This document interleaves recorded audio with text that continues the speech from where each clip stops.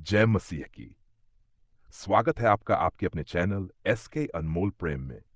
आज का संदेश आपके जीवन को बदल सकता है। अगर आपने अब तक हमारे चैनल को सब्सक्राइब नहीं किया है तो अभी कर लीजिए। इस वीडियो को लाइक करें, कमेंट में आमीन लिखकर अपना विश्वास प्रकट करें और इस संदेश को अपने सभी भाइयों और बहनों के साथ साझा करें, क्योंकि अंत में हम एक विशेष प्रार्थना करने वाले हैं और मैं चाहता हूं कि उस आशीष में आप भी शामिल हों। प्रिय भाइयों और बहनों, क्या आपने कभी महसूस किया है कि आपने बड़ी लगन और विश्वास से प्रार्थना की, लेकिन उसका उत्तर देर से आया? क्या कभी ऐसा हुआ कि आप सोचने लगे कि शायद परमेश्वर ने आपकी प्रार्थना सुनी ही नहीं? अगर हां, तो आज का यह संदेश आपके लिए है, क्योंकि बाइबल हमें सिखाती है कि परमेश्वर की देरी कभी इनकार नहीं होती। उनकी घड़ी हमारी घड़ी से अलग है। भजन संहिता अध्याय 40 के पद 1 में दाऊद कहता है, मैंने यहोवा की बात जोहते हुए धीरज धरा और उसने मेरी ओर झुककर मेरी दुहाई सुनी। यहां हम देखते हैं कि दाऊद ने धीरज रखा और परमेश्वर ने सुना।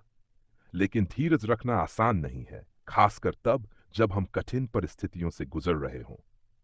यशायाह अध्याय 45 के पद 19 में परमेश्वर स्वयं कहता है, मैंने अंधकार में गुप्त रीति से नहीं कहा, न मैंने याकूब की संतान से कहा कि व्यर्थ मेरा अन्वेषण करो। मैं यहोवा धर्म से बोलता हूं, मैं जो कुछ कहता हूं वह सीधा होता है। इसका अर्थ है कि जब परमेश्वर हमसे कुछ कहता है तो वह अवश्य पूरा होता है, लेकिन उसका समय वही तय करता है। हम अक्सर जल्दी में होते हैं। हम चाहते हैं कि हमारी प्रार्थनाओं का उत्तर तुरंत मिले, लेकिन परमेश्वर जानता है कि कब और कैसे हमें उत्तर देना है। जैसे एक किसान बोने के बाद तुरंत फसल नहीं पाता, वैसे ही हमें भी समय का इंतजार करना पड़ता है। गलातियों अध्याय पद 9 में लिखा है, हम भले काम करने में हियाव न छोड़े, क्योंकि यदि हम ढीले न हों तो ठीक समय पर कटनी काटेंगे। कभी कभी देरी इसलिए भी होती है क्योंकि परमेश्वर हमें तैयार कर रहा होता है। वह जानता है कि यदि हमें समय से पहले आशीष मिल गई तो हम उसे संभाल नहीं पाएंगे। उदाहरण के लिए यूसुफ की कहानी देखिए। उत्पत्ति अध्याय 37 से लेकर 50 तक हम देखते हैं कि यूसुफ को परमेश्वर ने एक बड़ा सपना दिया, लेकिन उस सपने की पूर्ति होने में कई वर्ष लग गए। इस बीच वह दास बना, कैद में डाला गया, गलत आरोप झेले, लेकिन अंत में वह मिस्र का प्रधान बन गया। यदि यूसुफ ने बीच में हार मान ली होती तो वह परमेश्वर की योजना तक नहीं पहुंच पाता। इसी तरह दानियेल की प्रार्थना का उत्तर भी तुरंत नहीं आया। दानियेल अध्याय 10 के पद 12 और 13 में लिखा है कि दानियेल की प्रार्थना का उत्तर पहले दिन ही भेज दिया गया था, लेकिन स्वर्गदूत को रास्ते में आत्मिक युद्ध के कारण 21 दिन रुकना पड़ा। इसका मतलब है कि स्वर्ग में आपकी प्रार्थना सुन ली जाती है, लेकिन उत्तर आने में देरी हो सकती है, क्योंकि अदृश्य संसार में लड़ाई चल रही होती है। भाइयों और बहनों, देरी का अर्थ यह नहीं कि परमेश्वर ने आपको भुला दिया है। देरी का अर्थ यह है कि परमेश्वर कुछ और बड़ा और उत्तम करने की योजना बना रहा है। रोमियो अध्याय 8 पद 28 कहता है, हम जानते हैं कि जो लोग परमेश्वर से प्रेम रखते हैं उनके लिए सब बातें मिलकर भलाई ही को उत्पन्न करती हैं, अर्थात उन्हीं के लिए जो उसकी इच्छा के अनुसार बुलाए गए हैं।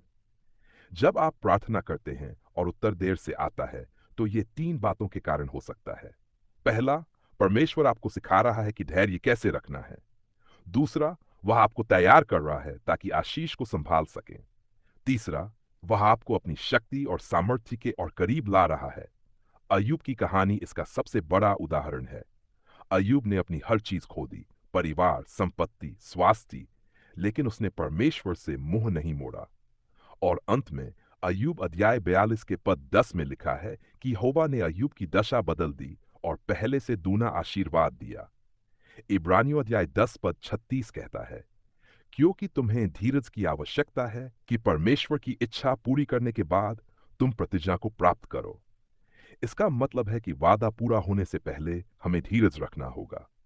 मेरे प्रिय, यह मत सोचिए कि आपकी प्रार्थनाएं व्यर्थ जा रही हैं। प्रकाशित वाक्य अध्याय 5 के पद 8 में लिखा है कि संतों की प्रार्थनाएं सोने के कटोरों में रखी जाती हैं। आपकी हर प्रार्थना परमेश्वर के सामने सुरक्षित है और उसका उत्तर उचित समय पर अवश्य आएगा। जब उत्तर देर से आता है तब विश्वास रखना कठिन होता है, लेकिन वही समय है जब आपका विश्वास सबसे ज्यादा मजबूत होता है। बाइबल कहती है, धन्य है वह मनुष्य जो परीक्षा में स्थिर रहता है, क्योंकि जब वह खरा उतरेगा तो जीवन का मुकुट पाएगा, जिसे प्रभु ने अपने प्रेम रखने वालों से प्रतिज्ञा किया है। याकूब अध्याय 1 पद 12। आज यदि आप प्रतीक्षा के समय में हैं तो याद रखें, ये इंतजार आपको तोड़ने के लिए नहीं बल्कि बनाने के लिए है। ये आपके विश्वास को कमजोर करने के लिए नहीं बल्कि मजबूत करने के लिए है। आओ हम सब मिलकर प्रार्थना करें। हे स्वर्गीय पिता, हम तेरा धन्यवाद करते हैं कि तू हमारी हर प्रार्थना को सुनता है। प्रभु, जब उत्तर देर से आता है तो हमें धीरज रखने की सामर्थ्य दे। हमें यह विश्वास दे कि तेरी देरी इनकार नहीं है बल्कि तेरी योजना का हिस्सा है। हमारे दिलों को शांति दे और हमें अपने समय का इंतजार करने की कृपा दे।